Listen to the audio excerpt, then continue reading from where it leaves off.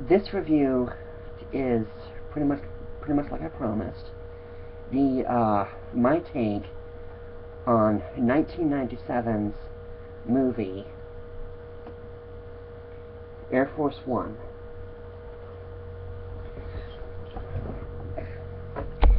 It was one of the first terrorist movies that I had the chance to see in theaters. But the first time I saw it in theaters, and a couple times after renting it on VHS, there's at least one or two scenes that, for the life of me, I can't understand why they had to write them this way. There's at least two executions. Well, the second one more than the first. That I just felt, why this particular person? I never understood this. Why this particular person? But I don't want to go into that because it might give too much away, and that's all the further I'm going to go with that. That having been said, and I hate to say this, but movie or not, Harrison Ford is definitely, his character as the president, is definitely, his character at least, is definitely one as far as fighting terrorism. You definitely find yourself rooting for him, to say the least. That having been said, this particular movie was, once again, just like the other two like this, or that it set the stage for, art is very well done, very well acted, very well scripted, and of course, excellently directed, at least in my opinion. Wolfgang Petersen directed this film. He's not that well known these days, but before this movie came out, I had already started to like him. He directed the first and best of the Neverending Story movies. Enemy Mine with Dennis Quaid and Louis Gossett Jr. I have not seen Das Boot yet, but I've heard a lot of good things about that one too. In the Line of Fire with Clint Eastwood and John Malkovich. And of course, there's probably one of my favorites by Wolfgang, which is called Outbreak. As I will get to all these as well soon. Just give me time. On that note, Wolfgang Petersen has yet to disappoint me, assuming he's still making movies. For all I know, because it's been so long since he's made one, I'm not even sure he's still around. And then, of course, there's several different stars in this movie that I think do an incredible job. Glenn Close as the vice president, she really knows how to take control, to say the least. Once Air Force One is hijacked, at first she is kind of, well, to say the least, she's not even sure what to do. But once she takes control, she does not give the reins to anybody else. Let me put it that way.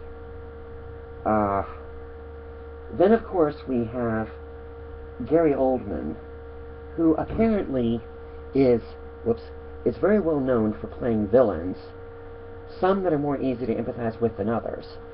This particular one, you could not empathize with him no matter how hard you tried, because he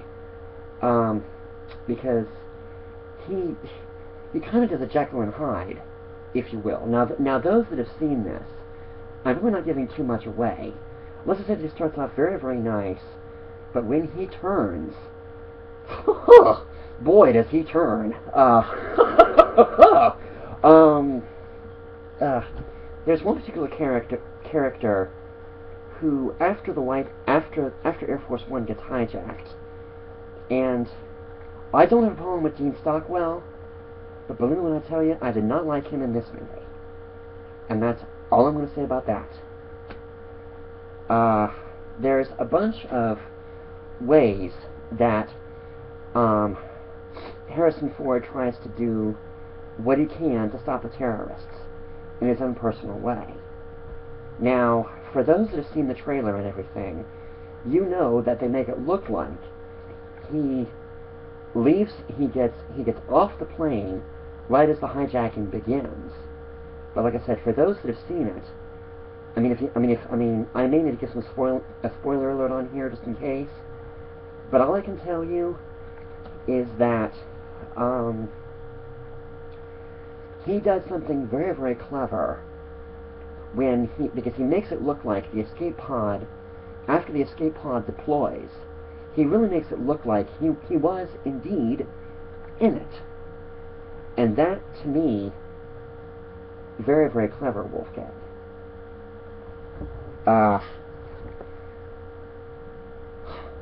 There's a few of the terrorists in this movie. Some of them are somewhat well known and some of them aren't. The cast itself is very well done. Once again, we have William H. Macy, who in some ways is best known for the movie Fargo by the Coen brothers. And in this, he also does a pretty good job. We have Wendy Crewson, who plays the president's wife, and she does a pretty good job too. I will not deny that for a minute. The person playing the president's daughter, well, I'm not so sure what to make of her because I haven't seen anything with her before or since this movie. Not to say she hasn't, but that doesn't mean that I have any idea who she is, really. The only thing I can tell you is that, once again, just like White House Down, just when you thought it was over and the terrorists were defeated, once again, they have a backup plan. But, it has a very satisfying conclusion, to say the least. And maybe it's an idea if I put a spoilers alert on this particular one, but I'm not going to do too much more description with the movie, especially for those that have or have not seen it. You probably know what I'm getting at through most of what I've said already, those that have seen it. But just in case, the spoiler alert may be a requirement with this particular one. On that note, comments are welcome, like or dislike, but like I said once again, please give me a reason if you disagree or agree with me. Once again, that's my only request. Watch my videos, and if you've seen the movie, comment to me on whether I'm right or wrong. But give me a reason, please. That's my primary request.